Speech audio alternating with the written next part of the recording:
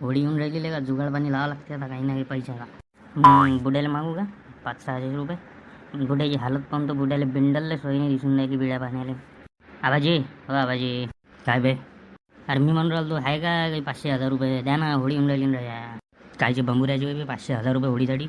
अरे बा पिचकारे घ्यायला लागते, कलर घ्यायला लागते, पाहिजे जरा 1000 रुपये द्या ना हो द्या ना. काय होय बे नाही आण माझ्याजवळ, जाय तिकडे कुठीतून पाहायचा बुडा. आता काहीतरी दुसरा जुगाड करा लागेल बाबा. साडे गणे काय करून आला? काही नाही लय का बुड्याले म्हटलं 1000 रुपये द्या, होळी येऊन राहिली तर जरा पिचकाऱ्या कलर वाला आणाले. तर बुडा जामा बिन म्हणते ते फुलाच्या पाकळ्या आण आणि त्याचा कलर बनव. अबे गेला ना तो जमाना आता फुलाच्या पाकळ्या घेऊन कलर बनवायचा. एवढी गरीबी आहे का त्या बुड्याच्यावरती जमा तिला 500-1000 रुपये घेऊन आला तेवढा. अरे वे साईच्या कायले मा नातवले बैगून आला 500-1000 रुपये देत नाही का? एवढी गरीबी आहे का? तर आपले को जराचे नॅचरल कलर घेतला, नैसर्गिकचा आनंद घ्या. कायचा बंबुऱ्याचा नैसर्गिकचा आनंद? कलर तरी लागते का पोट्ट्याले? पोट्टे जयपुरी कलर आणते बम दातं देते, गांडीला लावते, पायाला लावते, पाटीला लावते. आणि तुमचा तो पाकळ्याचा कलर झाटमाशी तो गरम पाणी घेतलं की चालला जाते. या अम्मायचा जास्त नको बोलू, तुला जेवढं सांगू राहिलो तेवढा ऐक. नाही सका बुडा. हो आबाजी जा तुम्ही तिकडे जा बरं, झोपा बरं. हो अरे काय म्हणता लालाजी, काय राजा दिसले नाही कुठं देऊ? अरे कारंजाला गेलो ना, हे पोरं सुचून येतात ना.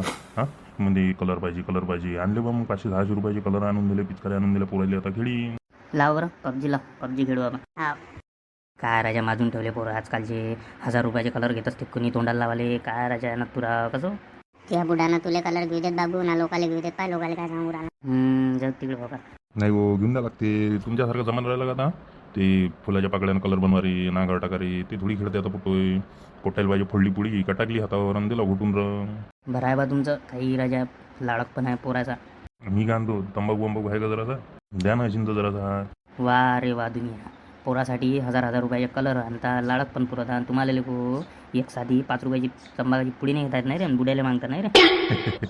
द्या ना आता जरासा. काय राजा आबाजी घे बा आता. बस जरा आता जेवण झालं, खाऊ म्हटलं बा जरासा तंबाखू तुमच्याकडचा. म्हणजे मी काय आणतो जुगाड लावा लागते होळीचा. बरं माझ्याजवळ 10 रुपये नाही, भोसूरचा बुडा बी 10 रुपये देऊन नाही राहिला.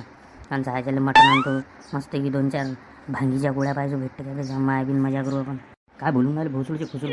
जाऊ द्या ना, तुम्ही काय लहान लेकराच्या मागे लागता? त्याला करू द्या ना, त्याचं वयच आहे ते. टेन्शन नको घेऊ. नाही 1000 रुपये आणले, त्याच्यातलं 300 रुपयाचं आपलं चिकन, त्या मायबीन 2 बिअराच्या बॉटला 300 रुपयाच्या, आणि बाकीच्या उरलेल्या पैशात कलर आणि आपल्या गोळ्या सगळं होऊन जाते. तू टेन्शन नको घेऊ. तूच माया खरा मित्र रे बा. नाही तर भोसूरच्या घरचे काय कामाचे 500-1000 रुपये बी नाही घरच्या पोराले. काय वरते नाही ते काय मित पैसा एवढा. बरं ते जाऊ दे. मी काय म्हणतो ते गोळ्याचा मेळ कसा आहे? मग ते आपल्याला ताक घ्यायला लागेल, मिरिंडा घ्यायला लागेल, लय काही घ्यायला लागते. मग त्याच्यात टाकाले ते सोय पाणी लावावं लागेल ना पुरी. त्याचा मी मेळ लावतो तुला. कायचं होय बे तुमचं जुगाडन पाणी? कायचं पाणी पिता बे तुम्ही सायचं? बुड्याला गेला टिकू आपला आवाज. आता काही जमत नाही त्या पार्टीचा मेळ. आता तुला घराच्या बाहेर नाही निवडत बुडा. अरे आबाजी आता होळी येऊन राहिली तर म्हटलं येले बा मटण फटण खाऊ मस्त की वावरात बनवून. बाकी काय वय हा बुडा काही जाऊन येतात बा पोट्टायले.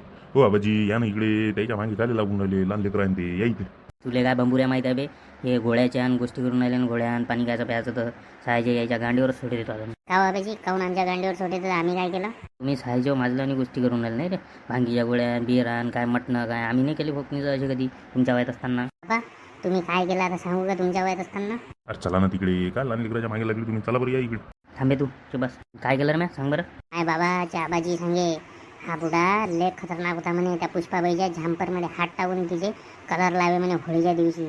अबे साले बुडा दिले चावत निघाला रे. अरे सायच्या त्या आबाजी काही सांगे. ते आबाजीच पहिले तिचे हात पकडेन, मग मॅ कलर लावला की तोही कलर लावे. दोघे चावड भोकाचे बुडे होते तुम्ही लहानपणी.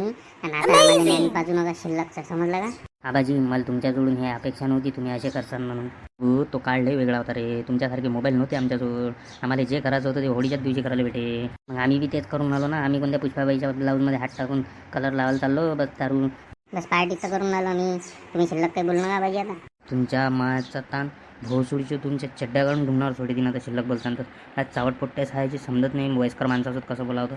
चाल नाही इथून लवकर. आता जर दिसला भोसुडीच्या तुझ्या बापाला सांगतो ते नकरे. या बघितली आबाजी जाऊ दे तिकडे, त्याच्या मागे नको लागू. ना भोसुडीचे लय चावट पोट्टे. चला घरी चला तुम्ही. हा चाल. आता कसा चालला तेव्हा पुढा मच करून मला मगापासून वय वय वय वय त्याला सांगू राहिलो चुपचाप. त्याला वाटतं लहान लेकरा समजतच नाही का? त्या बुड्याची हिस्ट्री पुरी माहीत आहे मला. तेव्हा बुड्याने 2दा पुष्पाबाईचा झांपर फाडला कलर लावता लावता. चालवा लवकर घरी पोट्ट भोसुडचं नाही तर माझ्या आता लेखा बुड्याला पुरं शांतच केलं बेटीने.